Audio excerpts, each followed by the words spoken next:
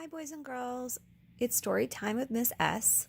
Today, I want to read to you a really fun and silly book called Mercy Watson to the Rescue by Kate DiCamillo, illustrated by Chris Van Dusen. I love this book, boys and girls. It is just so silly.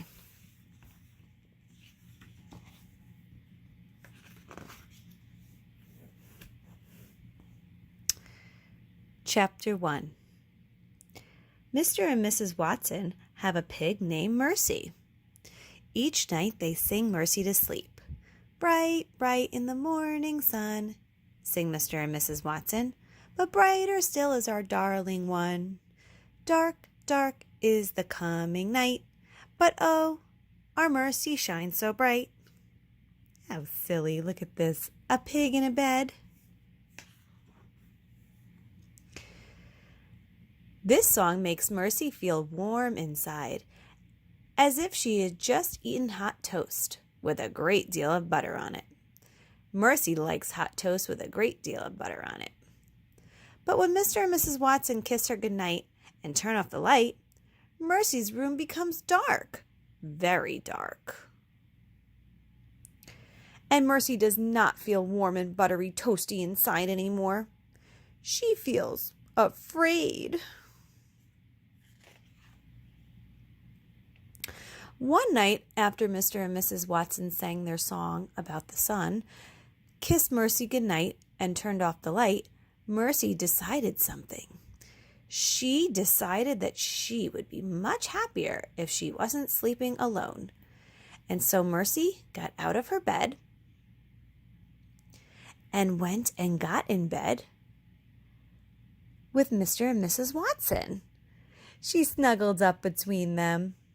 Mercy felt warm inside, as if she had just eaten hot toast with a great deal of butter on it.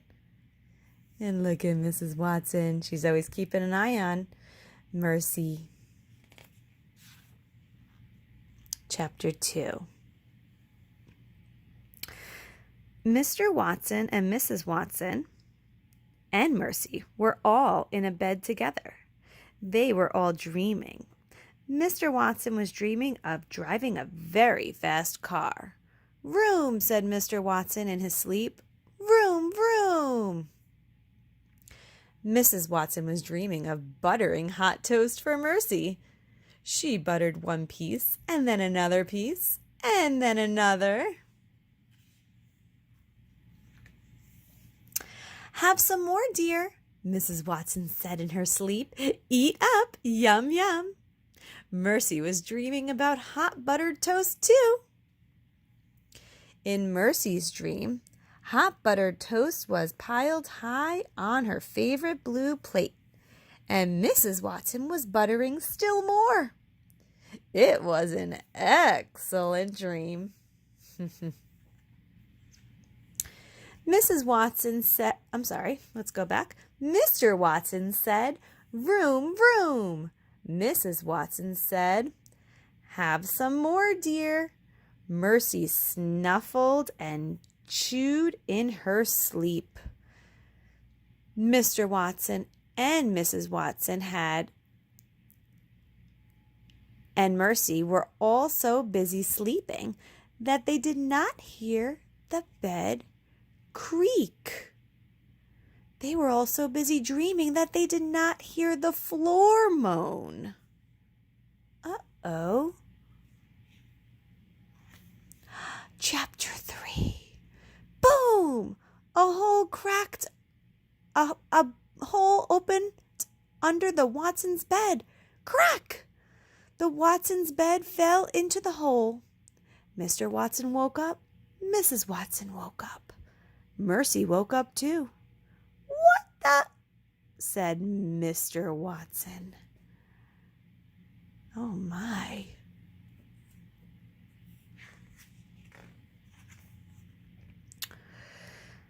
Oink, said Mercy. It's an earthquake, shouted Mrs. Watson. It's the end of the world. Nonsense, said Mr. Watson. But he did not sound very sure. He sounded frightened. Mercy, however, was not frightened. Mercy was hungry. Oink, said Mercy again. She moved to the end of the bed. Boom! Crack!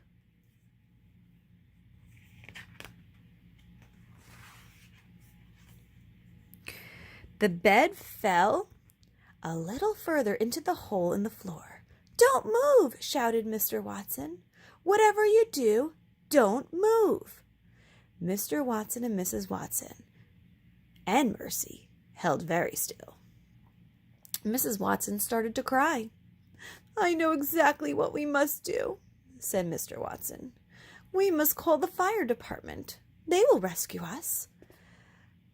But you said we should not move, said Mrs. Watson. How can we call the fire department if we cannot move? Mercy recalled her lovely toast-filled dream. She wondered if there was any toast in the kitchen. While Mr. Watson and Mrs. Watson were arguing, Mercy hopped off the bed. Boom! Crack! Oh boy. Look, said Mrs. Watson. Mercy has escaped. She is going to find help, said Mr. Watson. She is going to alert the fire department. Mercy left the bedroom at a gallop. She was in a hurry. She was on her way to the kitchen. She was looking for some toast. Guess she's not going to call the fire department. I guess we'll find out. Chapter 4. In the kitchen, Mercy sniffed the table. She sniffed the kitchen counters. She sniffed the floor. But there was no toast. There was not even a crumb of toast. Mercy's stomach growled in disappointment.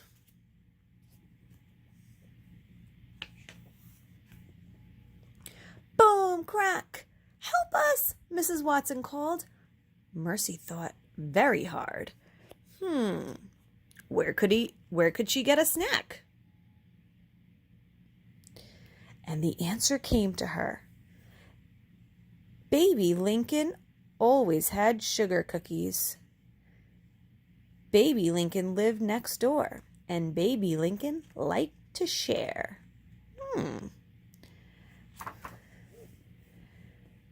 Mercy took the kitchen doorknob in her mouth. She turned it. Help! Mrs. Watson called again. Sugar cookies, thought Mercy. She stepped outside. So she's thinking about cookies, and Mrs. Watson is still calling for help. Wonder what's going to happen next. Chapter 5. The Lincoln sisters live next door to the Watsons. Eugenia Lincoln is the oldest sister. She has many opinions. One of Eugenia's opinions is that pigs should not live in houses. Eugenia often says, "Listen closely to me, baby. Pigs are farm animals. They belong on farms. They do not belong in houses." Yes, sister, says baby. And here's baby right here. And here's Eugenia. Yes, sister, says baby. Baby Lincoln is the younger sister. She is the baby of the family. Baby agrees with everything Eugenia says. It's easier that way. But secretly, baby has an opinion of her own. Baby's opinion is that Mercy is good company.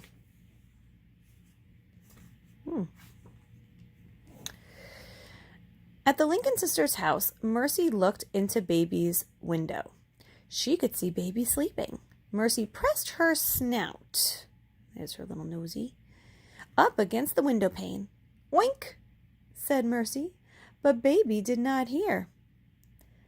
Snuffle, said Mercy, but baby did not wake up. Mercy tapped her hoof against the window.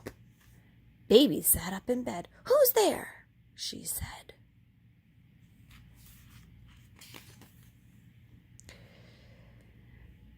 Baby saw Mercy's snout pressed up against the window. A monster! Shouted Baby. A monster at my window! Mercy shook her head. Sister, shouted Baby. Help, help, a monster! Eugenia woke up. She did not put in her teeth. She did not put on her glasses. Eugenia went straight to the phone and called the fire department.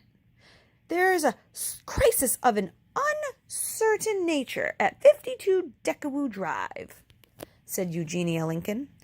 "Come immediately." And then Eugenia put on her robe and rushed to Baby's room. In her opinion, Eugenia Lincoln was very good in a crisis. Remember, a crisis is some kind of emergency. Chapter 6. "What is going on here?" asked Eugenia. "There is a monster outside," said Baby. She pointed at the window. "That is not a monster," said Eugenia. "That is the pig from next door." "Mercy?" said Baby. Eugenia shook her fist.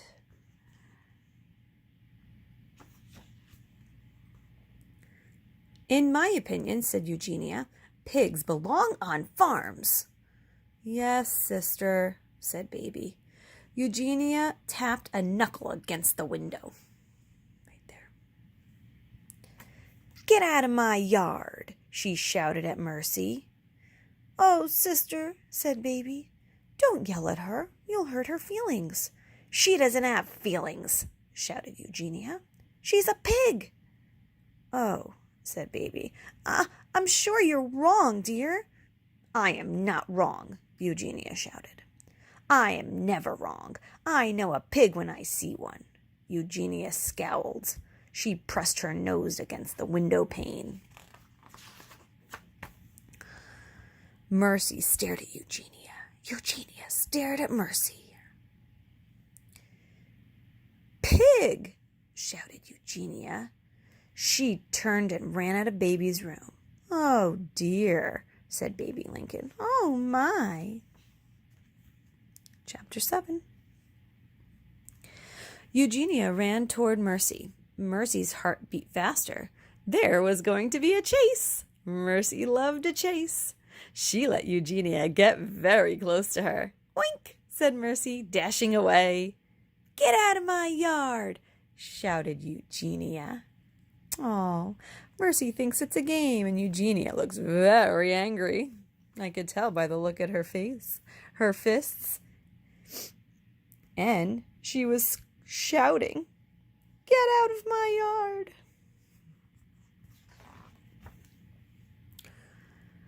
"Oink, oink," said Mercy. She ran in circles. She kicked up her heels. "No pigs allowed," Eugenia shouted. "Oh, sister," said Baby, "please be careful." A siren wailed. A fire truck pulled into the Lincoln sisters' driveway. Ned and Lorenzo got out of the truck. "Do you think that's the emergency?" Ned asked. "Could be," said Lorenzo. Ned and Lorenzo sighed. "You never know at this job," said Lorenzo. "You're right," said Ned. "You never know."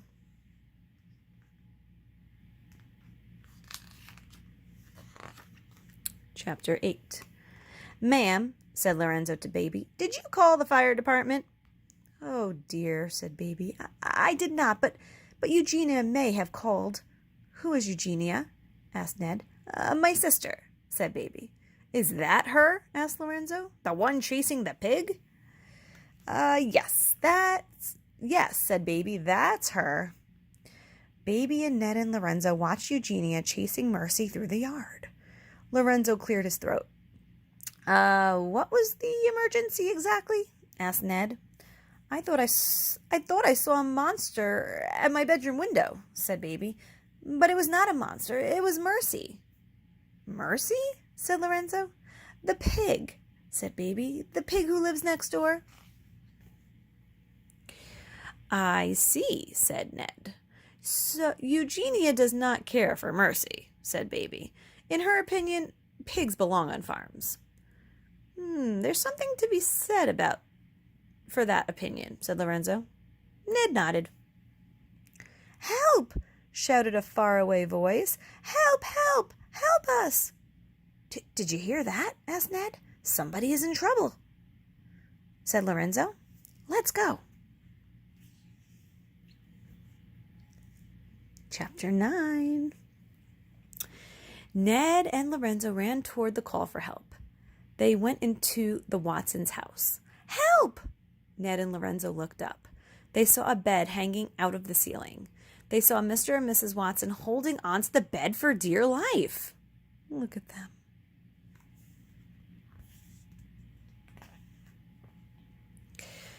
We are saved, cried Mrs. Watson. Of course we are saved, said Mr. Watson. Mercy had alerted the fire department. She is amazing, said Mrs. Watson. She is unbelievable. She is a porcelain wonder, said Mr. Watson. Ned and Lorenzo ran upstairs. They picked up Mr. and Mrs. Watson. The Watsons' bed sighed loudly and crashed all the way through the floor.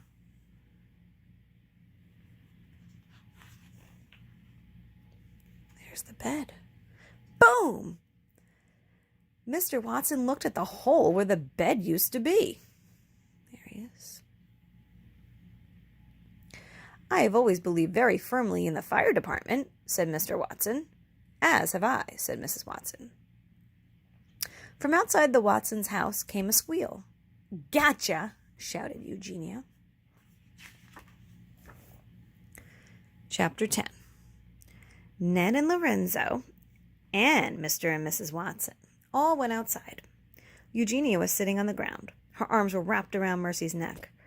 Her cheek was resting on Mercy's back. Eugenia was breathing very loudly.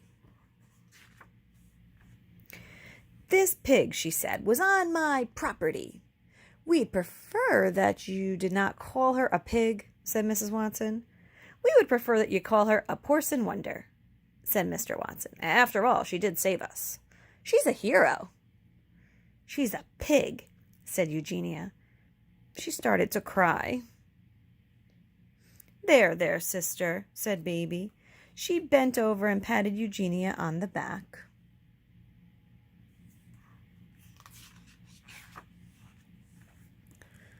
Mercy yawned. She was very tired. I guess that's it, said Ned. Yep, said Lorenzo. Our work here is done. Wait, said Mrs. Watson. It's almost time for breakfast. Oink? Asked Mercy. That's right, breakfast, said Mrs. Watson. She kissed the top of Mercy's head. She looked up at the firemen. Do you boys like toast? Chapter 11. In the Watsons' house, around the Watsons' kitchen table, sat Eugenia, Lincoln, and Baby Lincoln, and Mr. Watson, and Mrs. Watson, and Ned, and Lorenzo, and Mercy, of course. She was at the head of the table in the seat of honor. And in front of her, on her favorite blue plate, was a very tall stack of hot buttered toast. A toast to Mercy, said Mr. Watson, holding up his glass of orange juice. A toast to our darling, our dear, said Mrs. Watson. A toast to Mercy, said Baby.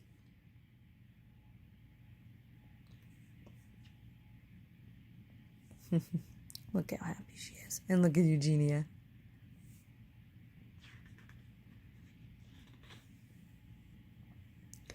In my opinion, said Eugenia, pigs should not be toasted. In my opinion, pigs do not belong at the kitchen table. To our hero, said Mr. Watson. Where would we be without Mercy? Yes, said Mrs. Watson. Who would have saved us? I can't imagine, said Ned. Me neither, said Lorenzo. They all clinked glasses. Mercy had another piece of toast. Chapter 12. Outside the Watsons' house, the sun was rising. First the sun was red, and then it was orange. It rose higher and higher. Inside the Watsons' house, Mercy was lying on the couch. She was getting ready to take a nap. Bright, bright is the morning sun, sang Mr. and Mrs. Watson together. But brighter still is our porcelain wonder. Mercy smiled. She closed her eyes, and she was asleep before Mr. and Mrs. Watson even finished the song.